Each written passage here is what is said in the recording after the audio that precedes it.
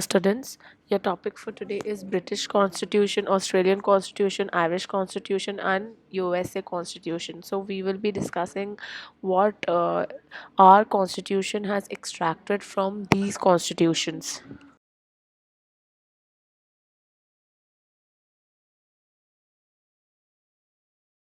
So let's start with British Constitution provisions that are taken from the Constitution of Britain.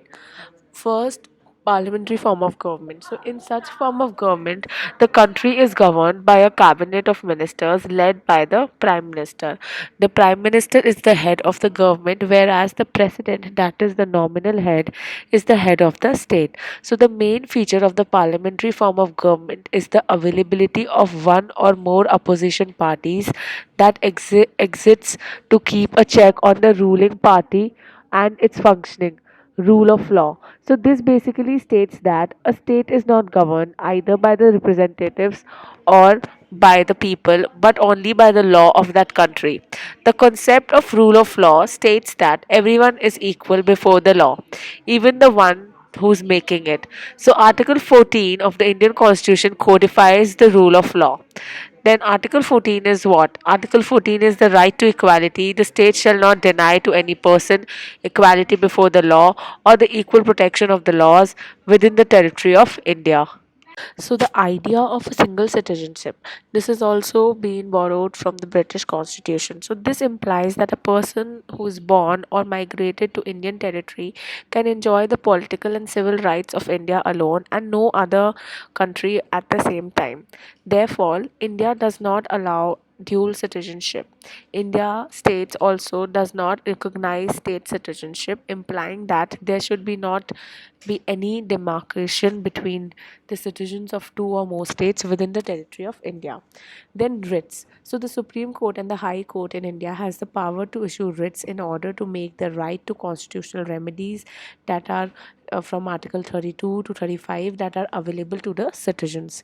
And there are five writs in this: habeas corpus, mandamus, prohibition, seditoria, quo warranto. So habeas corpus is the produce the detained person before the court and release him if detention is found illegal. Mandamus is an order from the Supreme Court or the High Court to a lower court to perform public duty. Certoria is the Supreme Court or High Court issues the writ for quashing the order already passed by an inferior court. Prohibition in this, it is issued by the Supreme Court or the High Court to a lower court to stop the later from continuing with the procedures. And quo warranto is the restrains a person from holding a public office he is not entitled to hold. The Indian Constitution provides for these writs in Article 32 and Article 226.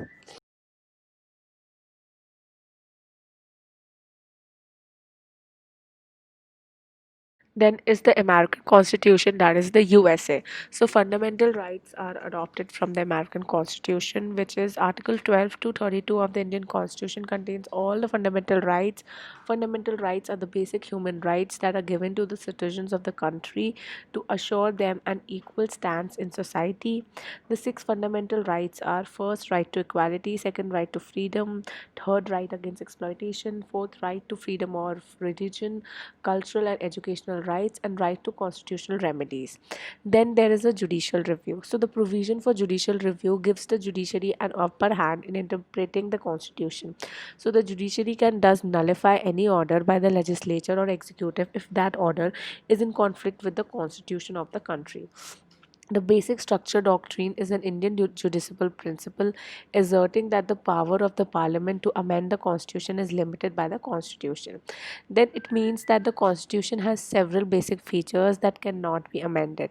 This applies only to constitutional amendments and not to ordinary acts of the parliament. So the initial stage of the Supreme Court that any part of the constitution is amendable whilst in the compliance with the Article 368, including the fundamental rights, and Article 368 was first challenged by Justice J.R. Madhukar in the year 1964 in his dissent of the Sajjan Singh versus State of Rajasthan judgment.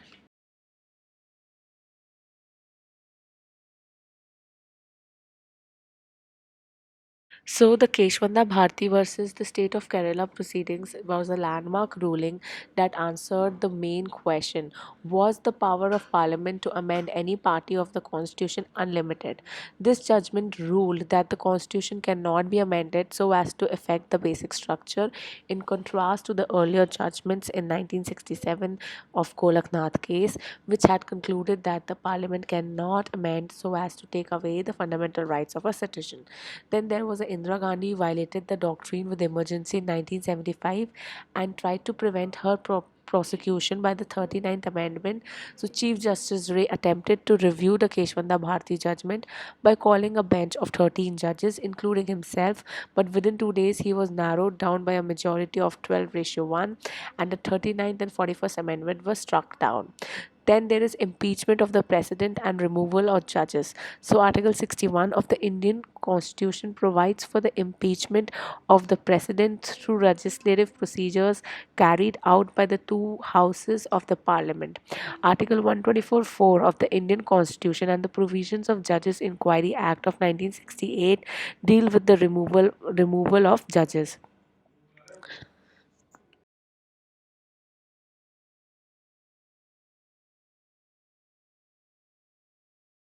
Then there is Irish Constitution and Australian Constitution. So when we talk about Irish Constitution, it is about Ireland. The main feature that was borrowed from Irish Constitution is the provision of DPSP, that is the Directive Principles of State Policy. So DPSP are listed in the Part 4 of the Indian Constitution, and it clearly states that it is the duty of the state to apply these principles in the process of lawmaking. These are mainly three categories of these principles: socialist directives, Gandhian directives, and liberal intellectual directives. The procedure for the nomination of the members to the Rajya Sabha is also borrowed from Ireland. Then there is Australia.